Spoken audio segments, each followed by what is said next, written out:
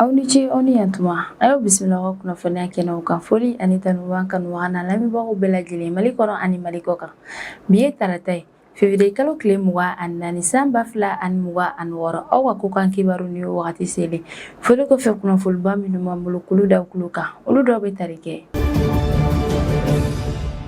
An bɛ wagati min na i n'a fɔ ko bi ko farafinna jamanaw yɛrɛ olu bɛ ka juru caman yɛrɛ de dépenser kosɛbɛ. FMI maaw yɛrɛ ka kunnafoniya labanw yɛrɛ tɛmɛnenw na u y'a yira k'a fɔ ko nin wagati labanw yɛrɛ la minnu yɛrɛ ye farafinna jamanaw yɛrɛ k'olu ye dolari wari miliyari caman yɛrɛ de juru ta ni k'u ka dépenses yɛrɛ kɛ ni o ye u ka jamanaw kɔnɔna na. U y'a yira k'a fɔ ko farafinna jamana dɔw yɛrɛ bɛ yen nɔ minnu ka juru yɛrɛ tata cayara kosɛbɛ nin wagati laban ninnu yɛrɛ kɔnɔna na wa ko n'u ko k'u bɛ wari yɛrɛ sara k'a bɛ sara wariba yɛrɛ de la. U y'a yira k'a fɔ ko dɔw yɛrɛ bɛ yen nɔ ko juru min yɛrɛ b'olu la ko juru yɛrɛ bɛ tɛmɛ fo dolari wari miliyari caman yɛrɛ de kan. Février kalo tile 20 tɛmɛnen san 2026 FMI maaw yɛrɛ ye jamanaw yɛrɛ ka juru jatew yɛrɛ bɔ ni ka olu yɛrɛ cari bɔlɔlɔsiraw yɛrɛ kan. U y'a yira k'a fɔ ko juru bɛ jamana minnu yɛrɛ la farafinna jamanaw yɛrɛ la k'olu bɛ taga fo jamana 10 yɛrɛ la o jamana ninnu yɛrɛ la farafinna jamana dɔw yɛrɛ b'a la minnu ka juru yɛrɛ ka ca kosɛbɛ minnu yɛrɛ bɛ tali kɛ Egypte, Côte d'Ivoire, Kenya, Ghana fo ka taa se Angola yɛrɛ ma wa ni jamana ninnu bɛɛ lajɛlen yɛrɛ cɛ la Egypte ale yɛrɛ ka juru yɛrɛ ka ca ni tɔw bɛɛ lajɛlen ta ye. Nin b'a yira k'a fɔ ko farafinna jamana caman yɛrɛ bɛ juru ta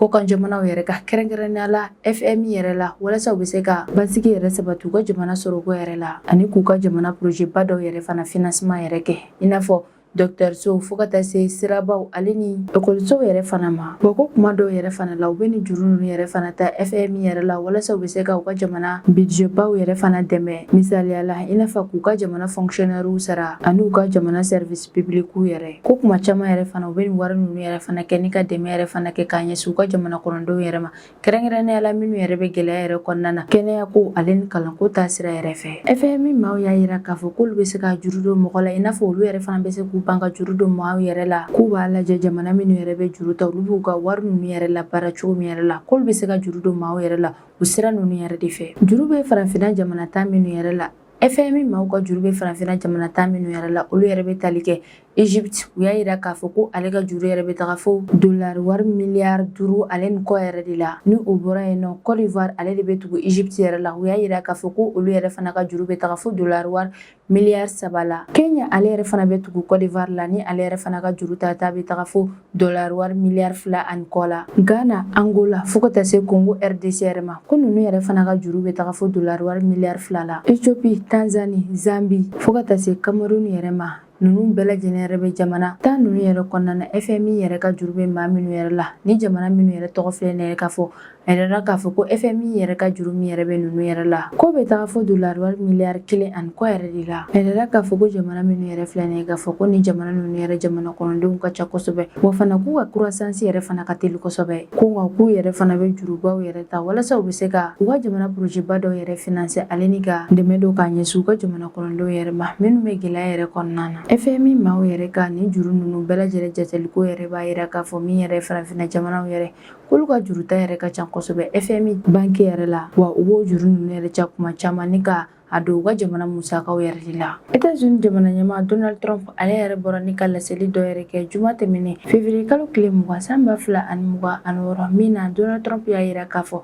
ko ale ye tɛgɛ nɔ yɛrɛ bila décret kura dɔ yɛrɛ la décret min yɛrɛ bɛ tali kɛ taxe kura dɔ yɛrɛ imposeli yɛrɛ ka jamana minnu yɛrɛ ka minɛ bɛ ta États-Unis jamana kɔnɔna na. Donald Trump ka laseli yɛrɛ kɔnɔna na a y'a yira k'a fɔ ko ale yɛrɛ bɔra ni ka décret laseli yɛrɛ kɛ don min yɛrɛ la ko k'a ta o wagati yɛrɛ la ko jamana minnu yɛrɛ ka minɛ bɛ ta États-Unis jamana yɛrɛ kɔnɔna na ko 100 sara la k'olu kan ka temps yɛrɛ de sara États-Unis jamana yɛrɛ ye taxe wari yɛrɛ la. Donald Trump ale bɛ bɔ ni ka décision yɛrɛ ta wagati min yɛrɛ la o y'a sɔrɔ États-Unis jamana Cour suprême maaw yɛrɛ bɔra ni ka a yira Donald Trump la k'a fɔ ko a ka politique commerciale kɔrɔ fanba yɛrɛ bɛɛ lajɛlen yɛrɛ tɛ sariya yɛrɛ kɔnɔna na o de kosɔn Donald Trump ale yɛrɛ bɔra ni ka nin décision kura yɛrɛ ta walasa a bɛ se ka nin taxe kura yɛrɛ imposer diɲɛ jamanaw yɛrɛ kan walasa a bɛ se k'i bɛrɛ bɛn diɲɛ jamana tɔw yɛrɛ ka taxew taabolo yɛrɛ ma. Donald Trump ale yɛrɛ bɔra ni ka cari a ka bɔlɔlɔsiraw yɛrɛ kan min na a y'a yira k'a fɔ ko nin décret kura yɛrɛ ko ale tɛgɛnɔ bilalen o la k'o ye kunnawoloba yɛrɛ de ale ma k'o décret de droit de douane yɛrɛ fana ko a bɛ appliquer diɲɛ jamana bɛɛ lajɛlen yɛrɛ kan wa a y'a yira k'a fɔ ko nin taxe ko in yɛrɛ fana k'a baaraw bɛɛ lajɛlen yɛrɛ bɛna daminɛ teliya yɛrɛ kɔnɔna na. Ko in bɛɛ lajɛlen yɛrɛ daminɛ la Donald Trump ale kun ye États-Unis jamana sariya dɔw yɛrɛ de ta walasa k'a ka jamana taxiw yɛrɛ sɔngɔ caya kosɛbɛ jamana wɛrɛw yɛrɛ kan. Nka min ye États-Unis jamana Cour suprême maaw yɛrɛ olu y'a yira k'a fɔ k'u ka jamana sariyaw yɛrɛ kɔnɔna na k'a yamaruyalen yɛrɛ tɛ k'u ka jamana ɲɛmaa yɛrɛ de ka nin décision sugu yɛrɛ de ta ni ka nin taxi sariya yɛrɛ da jamana wɛrɛw yɛrɛ kan. Ko Donald Trump yɛrɛ kun kan ka autorisation yɛrɛ de ɲini congrès maaw yɛrɛ fɛ yani a ka droit de douane yɛrɛ créer. Ko Donald Trump filɛ nin ye ka nin taxi kura min yɛrɛ sigi ko o bɔra u ka jamana sariyaba dɔ yɛrɛ de kɔnɔna na. Article min yɛrɛ kun ma deli ka labara u ka jamana yɛrɛ kɔnɔna na ko kabini wagati jan yɛrɛ ko o article yɛrɛ de b'a yamaruya min yɛrɛ jamana ɲɛmaa yɛrɛ ale yɛrɛ ka se ka taxi yɛrɛ imposer min yɛrɛ sɔngɔ tɛ tɛmɛ 100 sara la 15 yɛrɛ kan. Wa o sariya yɛrɛ fana kɔnɔna na a yiralen don ko jamana ɲɛmaa yɛrɛ mana taxi min yɛrɛ imposer ko yɛrɛ tɛ tɛmɛ kalo 5 yɛrɛ kan. Kalo 5 yɛrɛ mana tɛmɛ min yɛrɛ u ka jamana congrès maaw yɛrɛ olu yɛrɛ de bɛ se ka vote wɛrɛ yɛrɛ kɛ walasa u bɛ se ka o don ninnu kuntagala janya kosɛbɛ. Donald Trump ale y'i tɛgɛnɔ yɛrɛ bila ka décret kura min yɛrɛ la ni o de ye k'a fɔ ko douane wari yɛrɛ la ko jamana minnu ka minɛnw bɛ don États-Unis jamana yɛrɛ kɔnɔna na ko 100 sara la olu bɛ taa yɛrɛ sara. Ko baara ninnu bɛɛ lajɛlen yɛrɛ bɛna daminɛ bi février kalo tile 24 san 2026. Communiqué yɛrɛ kɔnɔna na a yirala k'a fɔ ko secteur dɔw yɛrɛ bɛ yen nɔ k'olu yɛrɛ nin tɛ nin ko in yɛrɛ la i n'a fɔ industrie pharmaceutique yɛrɛ ale ni ko jamana 2 yɛrɛ bɛ yen nɔ minnu bɛ tali kɛ Mexique ale ni Canada yɛrɛ kan ko k'a sababu yɛrɛ kɛ olu ka accord commercial ko hukumu yɛrɛ ye k'olu yɛrɛ fana sen bɛ bɔ nin ko in na. Ni kunnafoniya yɛrɛ bɔra États-Unis jamana Maison Blanche maaw yɛrɛ de yɔrɔ kɛrɛnkɛrɛnnenya la. O y'a yira k'a fɔ ko jamana minnu yɛrɛ ye accord commercial yɛrɛ signé u ni États-Unis jamana yɛrɛ cɛ kalo laban ninnu yɛrɛ kɔnɔna na États-Unis autorité maaw y'a yira k'a fɔ ko 100 sara yɛrɛ la ko temps yɛrɛ bɛna bɔ olu ka taxi yɛrɛ la. Ko waati tɛmɛnenw yɛrɛ la ko jamana ninnu yɛrɛ fana kun sɔnna États-Unis ka droit de douane dɔw yɛrɛ ma minnu yɛrɛ bɛ taga 100 sara la 15 yɛrɛ la. O jamana minnu yɛrɛ yirala nin ko yɛrɛ la olu yɛrɛ bɛ tali kɛ Japon, Union européenne, Corée du Sud fo ka taa se Taïwan yɛrɛ ma. Cour suprême maaw kɛlen ka Donald Trump ale ka décision ninnu yɛrɛ limité wale min yɛrɛ bɛna kɛ sababu yɛrɛ jamana minnu yɛrɛ bɛ yen nɔ ni olu ka minɛn bɛ taa États-Unis jamana yɛrɛ kɔnɔna na olu yɛrɛ bɛ se ka lafiyaba yɛrɛ sɔrɔ u bɛ se ka nisɔndiyaba yɛrɛ fana sɔrɔ nin ko in na. Hali n'a sɔrɔ risque commercial o bɛɛ lajɛlen yɛrɛ kɔni ma bɔ yen nɔ olu yɛrɛ kɔni bɛ sɔn ka nimisiwasa yɛrɛ dɔɔni sɔrɔ nin wagati ninnu kɔnɔna na. Steve Sonic ale y'a yira k'a fɔ ko Cour suprême maaw yɛrɛ ka nin décision yɛrɛ ye ko nafaba yɛrɛ de bɛ jamanaw ka sɔrɔ kow yɛrɛ la ka d'a kan ko taxi ninnu yɛrɛ limiteli ko bɛna kɛ sababu yɛrɛ kɔni ye ni ka nafaba yɛrɛ lase cakɛdabaw yɛrɛ ma minnu bɛ diɲɛ jamana wɛrɛw yɛrɛ kɔnɔ. Mark Malek ale y'a yira k'a fɔ ko hali n'a sɔrɔ taxi ninnu yɛrɛ limitera walima ko taxi ninnu yɛrɛ bɔra yen nɔ ko problème min yɛrɛ kɛra sababu yɛrɛ ni ka na ni taxi ninnu yɛrɛ ko problème yɛrɛ kɔni ma bɔ yen fɔlɔ. Ko problème min yɛrɛ kɛra sababu ye walasa Donald Trump ale yɛrɛ ka nin taxi yɛrɛ bila yen nɔ ko problème yɛrɛ kɔni ma bɔ yen fɔlɔ. Ko yɛrɛ la k'ale yɛrɛ kɔni t'a fɔ ko nin ko in yɛrɛ ye nisɔndiya ko yɛrɛ ye fɔlɔ ka d'a kan ko nin ko in bɛ sɔn ka kɛ wagati kunkurunin ko dɔrɔn ye. An bɛ wagati min na i n'a fɔ ko bi min ye États-Unis jamana yɛrɛ ye Donald Trump kɛrɛnkɛrɛnnenya la ni ale États-Unis jamana ɲɛmaa ale yɛrɛ kɔni bɔra ni ka laseli yɛrɛ kɛ min na y'a yira k'a fɔ ko jamana minnu yɛrɛ ka minɛn bɛ taa États-Unis jamana yɛrɛ kɔnɔna na ko 100 sara la k'olu kan ka temps yɛrɛ de sara États-Unis jamana yɛrɛ ye taxi sɔngɔ yɛrɛ la wale min yɛrɛ kɛra sababu yɛrɛ ye ni cakɛda caman yɛrɛ kɔni nisɔndiyara kosɛbɛ nin ko in yɛrɛ la. Donald Trump ale yɛrɛ nin décision ba yɛrɛ ta ka d'a kan ko jamana Cour suprême maaw yɛrɛ de bɔra ni k'a yira k'a fɔ ko Donald Trump ka nin décision yɛrɛ tɛ décision ɲuman ye sabula a bɛ ka gɛlɛyaba yɛrɛ de da jamana caman yɛrɛ kan wa k'a bɛ ka kɛ sababu yɛrɛ jamana dɔw yɛrɛ tɛ ka se ka u ka minɛnw yɛrɛ fana bila ka taa États-Unis jamana yɛrɛ kɔnɔna na. Cour suprême maaw yɛrɛ ka o kuma ninnu yɛrɛ de kɔfɛ Donald Trump ale ka bɔ ni ka sɔrɔ ka nin laseli yɛrɛ kɛ. Kari tɛmɛnen février kalo tile 22 san 2026 Pakistan maaw bɔra ni ka laseli dɔ yɛrɛ kɛ min na u y'a yira k'a fɔ k'olu ye frappe juguman yɛrɛ kɛ ni k'a ɲɛsin maa maramafɛtigi dɔw yɛrɛ ma minnu tun bɛ Afghanistan frontière yɛrɛ la. U y'a yira k'a fɔ k'u y'u ka o frappe ninnu yɛrɛ kɛ ni u ka sanfɛ kɛlɛkɛminɛnw yɛrɛ de ye wale min yɛrɛ kɛra sababu ye ni ka maa caman yɛrɛ de bɔnɛ u ni na ko a fana ko maa caman yɛrɛ fana jogina nin ko in yɛrɛ la o maa ninnu yɛrɛ cɛla ko denmisɛnnin yɛrɛ fana ka ca na kosɛbɛ. Pakistanɛw y'a yira k'a fɔ k'olu ka nin bombardement yɛrɛ kɔni ye bombardement nafamaba yɛrɛ de ko kabini octobre kalo yɛrɛ la ko kɛlɛba dɔ yɛrɛ kun kɛra Pakistan ale ni Afghanistan maaw yɛrɛ ni ɲɔgɔn cɛ wale min yɛrɛ kɛra sababu ye ni maa caman yɛrɛ bɔnɛna u ni na. Pakistan autorité maaw y'a yira k'a fɔ ko février kalo daminɛ ninnu yɛrɛ la k'u ka jamana misiriba dɔ yɛrɛ la ni o bɛ Islamabad ni o yɔrɔ kɔfɛlen yɛrɛ Pakistan faaba yɛrɛ de ko maa dɔw yɛrɛ taara ni ka taa attaque yɛrɛ kɛ o yɔrɔ yɛrɛ la minnu yɛrɛ taara o attaque yɛrɛ kɛ k'olu yɛrɛ mugujugu yɛrɛ de don u fari yɛrɛ la ni ka taa o exploser misiri yɛrɛ kɔnɔna na wale min yɛrɛ kɛra sababu ye ni maa caman yɛrɛ de bɔnɛna ani na. Pakistan fintigilakaw y'a yira k'a fɔ k'olu yɛrɛ ni attaque ba yɛrɛ kɛ ni k'a ɲɛsin kan ale n'u sigiyɔrɔ yɛrɛ de ma wa k'u y'o frappe ninnu bɛɛ lajɛlen yɛrɛ kɛ ka sababu yɛrɛ kɛ kunnafoniya nafamaba dɔw yɛrɛ de sɔrɔli kɔfɛ ko yɛrɛ de kɔfɛ u ye nin frappe juguman yɛrɛ kɛ ni k'a ɲɛsin taliba pakistanɛw yɛrɛ ma ni Pakistan jamana kɔnɔdenw kɛn bɛ ka u maa ninnu yɛrɛ kɛ k'olu yɛrɛ ye farati maabaw yɛrɛ de ye wa k'olu ye bamajɔlen maaw yɛrɛ de ye. Ni kunnafoniya yɛrɛ carila Pakistan ministère de l'information maaw yɛrɛ de fɛ. Pakistan ministère de l'information maaw yɛrɛ ka communiqué yɛrɛ fana kɔnɔna na u y'a yira k'a fɔ k'u ka jamana fintigilakaw yɛrɛ ye frappe juguman yɛrɛ kɛ ni k'a ɲɛsin bamajɔlen maa dɔw yɛrɛ fana ma minnu bɛ wele ko État islamique. O communiqué yɛrɛ carila u ka jamana ministre Atola Tarar nka ministre yɛrɛ kɔni m'a fɔ kɛrɛnkɛrɛnnenya la frappe yɛrɛ kɛra yɔrɔ kelen min yɛrɛ la. Afghanistan maaw ka gouvernement ka porte-parole ni ale bɛ wele ko Zabihullah Mujahid ale y'a yira k'a fɔ ko Pakistan fintigilakaw yɛrɛ ye bombardement kɛ k'a ɲɛsin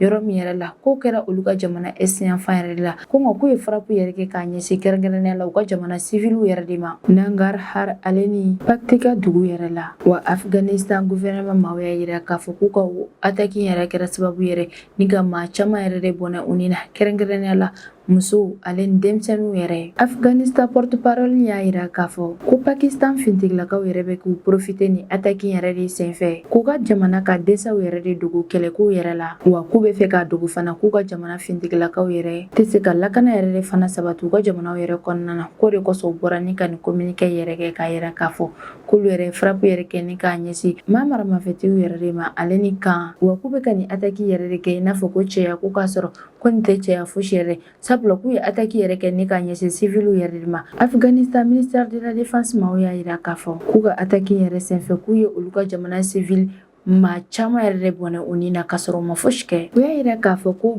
Sud district yɛrɛ la Nangarhar dugu yɛrɛ kɔnɔna na k'u ye bulldozer yɛrɛ de bila ka taa walasa olu yɛrɛ bɛ se ka taa so binnaw yɛrɛ f'u ye n'a sɔrɔ ni su dɔw yɛrɛ tɛ o so ninnu yɛrɛ dugumalaw la. U ka jamana polisi localiw y'a yira k'a fɔ ko nin bombardement bɛɛ lajɛlen yɛrɛ daminɛna sufɛla nɛgɛ kanɲɛ sufɛla minuit wagati yɛrɛ de la wa fana ko bombardement yɛrɛ kɛra ni k'a ɲɛsin district 3 yɛrɛ de ma wa ko maa caman yɛrɛ de bɔnɛna u ni na. U y'a yira k'a fɔ ko so dɔw yɛrɛ kun bɛ yen nɔ ko maa 23 yɛrɛ de bɔnɛna o ni na minnu bɛɛ lajɛlen yɛrɛ ye famille kelen yɛrɛ de ye k'o famille ninnu yɛrɛ fana cɛla k'u ye maa 5 yɛrɛ fana ta ni ka taa ni olu yɛrɛ ye kɛnɛyaso yɛrɛ la ka d'a kan olu yɛrɛ fana joginna kosɛbɛ. Min ye Pakistan autorité maaw yɛrɛ fana ye olu y'a yira k'a fɔ k'u ye frappe min yɛrɛ kɛ kari sɔgɔmadafɛla wagati yɛrɛ la k'u ye o frappe ninnu bɛɛ lajɛlen yɛrɛ labɛn attaque ba dɔw yɛrɛ de kɔfɛ minnu yɛrɛ kɛra u ka jamana nord yanfanw yɛrɛ la o y'a yira k'a fɔ ko attentat min yɛrɛ fana kɛra u ka jamana misiri yɛrɛ la k'o kɛra sababu yɛrɛ ni kama 40 bɔɲɔgɔn yɛrɛ de bɔnɛ u ni na o ko attaque ninnu bɛɛ lajɛlen sababu yɛrɛ bɔra État islamique maaw yɛrɛ de la minnu yɛrɛ ye bomu yɛrɛ dɔw fari la ni ka taga misiri yɛrɛ kɔnɔna na ka taa o bomu yɛrɛ ci. An bɛ wagati min na i n'a fɔ ko bi min ye Pakistan autorité maaw yɛrɛ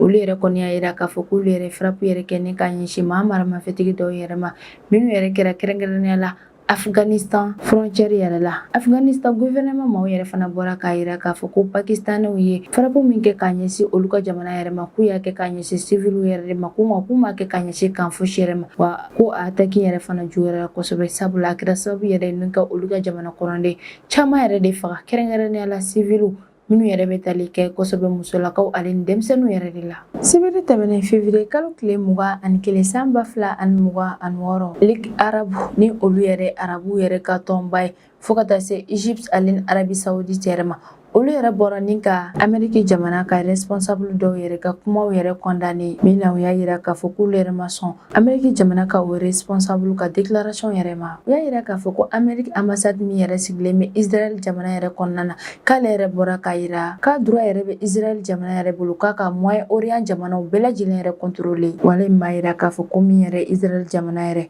k'olu yɛrɛ de bɛ se ka Moyen-Orient jamanaw bɛɛ lajɛlen yɛrɛ fanga mara o ko in yɛrɛ de kɛra sababu yɛrɛ ni ka arabu jamana caman yɛrɛ dabali yɛrɛ ban wale min yɛrɛ kɛra sababu ye ni Ligue arabu Egypte ale ni Arabie Saoudite olu yɛrɛ bɔra ni ka États-Unis ka o ambassade yɛrɛ ka kuma ninnu yɛrɛ critiquer ka d'a kan ni jamana saba ninnu yɛrɛ y'a yira k'a fɔ k'olu yɛrɛ kɔni ntalen fosi yɛrɛ t'a la k'a fɔ ko jamana kelen dɔ yɛrɛ kɔni bɛ se ka sugandi ko jamana yɛrɛ de bɛ se ka nin jamana ninnu bɛɛ lajɛlen yɛrɛ contrôler. Ligue arabe maaw ka secrétaire général Ahmed Abdul Gate ale yɛrɛ bɔra ni k'a yira k'a fɔ k'olu yɛrɛ ma sɔn nin kuma in ma fewu. Ale y'a yira k'a fɔ ko États-Unis ka o ambassade ka nin kuma ninnu yɛrɛ kɔni k'a tɛ tɛmɛ maakulu yɛrɛ fɛ fewu, wa ko kɔrɔ fosi t'a ka nin kuma ninnu yɛrɛ la, wa ko nin tɛ cogoya fana ye k'a fɔ k'i bɛ kuma jamanaw yɛrɛ ni ɲɔgɔn cɛ. O y'a yira k'a fɔ k'a ka nin kuma ninnu yɛrɛ si yɛrɛ fana tɛ diplomatique sariyaw yɛrɛ kɔnɔ. Ahmed y'a yira k'a fɔ ko Amérique ka ambassade min yɛrɛ sigilen bɛ Israël jamana yɛrɛ kɔnɔna na k'a ka nin kuma ninnu yɛrɛ kɔni bɛ maaw yɛrɛ ladimi, wa fana k'a bɛ maaw bila ɲɔgɔn na de. K'ale yɛrɛ bolo k'a ka nin kuma ninnu yɛrɛ si yɛrɛ tɛ na nin situation ninnu yɛrɛ calmer,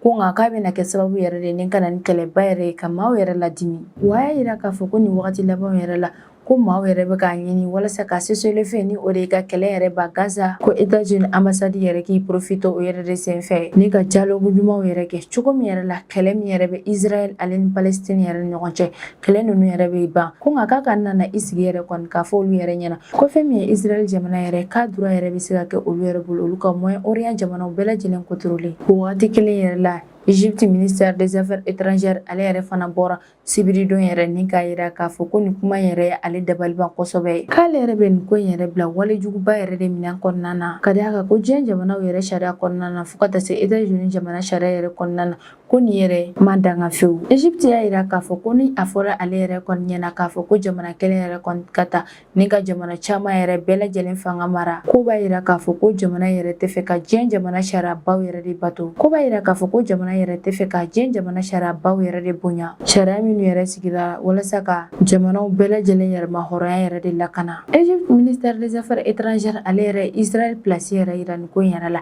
A yira k'a fɔ ko droit fosi yɛrɛ de tɛ Israël jamana yɛrɛ bolo k'a fɔ k'a bɛna Palestine jamana yɛrɛ mara, walima k'a fɔ ko a bɛna arabu jamana dɔw yɛrɛ fana mara, ko olu Israël yɛrɛ tɛna sɔn fewu nin ko in yɛrɛ ma, wa k'olu yɛrɛ bɛ nin kuma yɛrɛ rejeter, wa k'olu yɛrɛ fana tɛna sɔn fewu ko ka Cisjordanie yɛrɛ séparer ka bɔ bande de Gaza yɛrɛ la, k'olu tɛ jɛn ni o fana ye fewu. Cisjordanie ale yɛrɛ ye territoire ba dɔ yɛrɛ ye min ye Palestine jamana yɛrɛ tɛ, nka an bɛ wagati min na i n'a fɔ ko bi o territoire yɛrɛ de bɛ ka kɛ sababu yɛrɛ ye ni ka na ni Israël ale ni Palestine ka kɛlɛ o bɛɛ lajɛlen, sabula ni jamana fila ninnu bɛɛ lajɛlen yɛrɛ bɛ kɛlɛ yɛrɛ la ka sababu kɛ territoire ko in yɛrɛ bɛɛ lajɛlen bɛ ka yira k'a fɔ ko territoire in yɛrɛ olu ta de. Arabie Saoudite ministre des affaires étrangères Faisal bin Farhan Al Saoud ale yɛrɛ fana ye nin kuma in yɛrɛ fana critiquer kosɛbɛ. Ale y'a yira k'a fɔ ko Maïki ka nin propos ninnu yɛrɛ bɛ se ka kɛ sababu yɛrɛ ye don n'a nataw yɛrɛ la ni ka déclaration wɛrɛw yɛrɛ fana dayɛlɛ, walima minnu yɛrɛ fana bɛ surunya nin kuma yɛrɛ fana ɲɔgɔnna na, minnu yɛrɛ yiralen don k'a fɔ ko faratima ko ba de don, wa fana ko ɲuman yɛrɛ fana tɛ, wa ko Maïki ka nin kuma in yɛrɛ fana ye manque de respect yɛrɛ fana de ye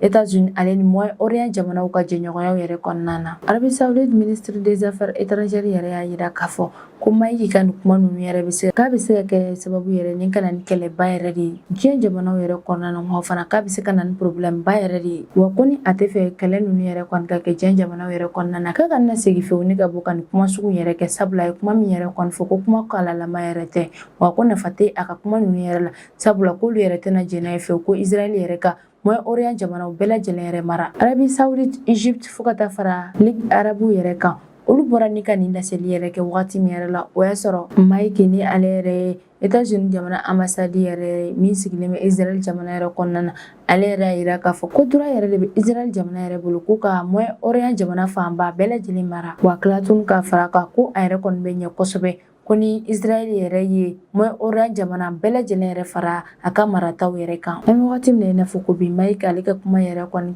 digira arabu yɛrɛ la kosɛbɛ, wale min yɛrɛ kɛra sababu yɛrɛ ni Ligue arabu ni o yɛrɛ arabuw ka tɔnba yɛrɛ min sigilen don ka arabu yɛrɛ lakana, fo ka taa fara Arabie Saoudite ale ni Égypte yɛrɛ kan, olu yɛrɛ bɔra ni ka nin kuma ninnu yɛrɛ critiquer k'a yira k'a fɔ k'olu ma nisɔndiya fewu nin kuma ninnu yɛrɛ la, ka d'a kan k'olu tɛna jɛn n'a ye fewu ko Israël yɛrɛ ka olu ka arabu dugu bɛɛ lajɛlen yɛrɛ fana mara, wa u y'a yira k'a fɔ ko Maïki ka nin kuma ninnu yɛrɛ bɛna kɛ sababu yɛrɛ ni ka na ni kɛlɛba yɛrɛ de diɲɛ jamanaw yɛrɛ kɔnɔ. Nin de bɛ dan se an ka bi kɔkan kibaru kan, an b'an kanubaga n'an lamɛnbagaw bɛɛ lajɛlen fo Mali kɔnɔ ani Mali kɔ kan. Aw k'an bɛn a ɲɔgɔnna wɛrɛ ma.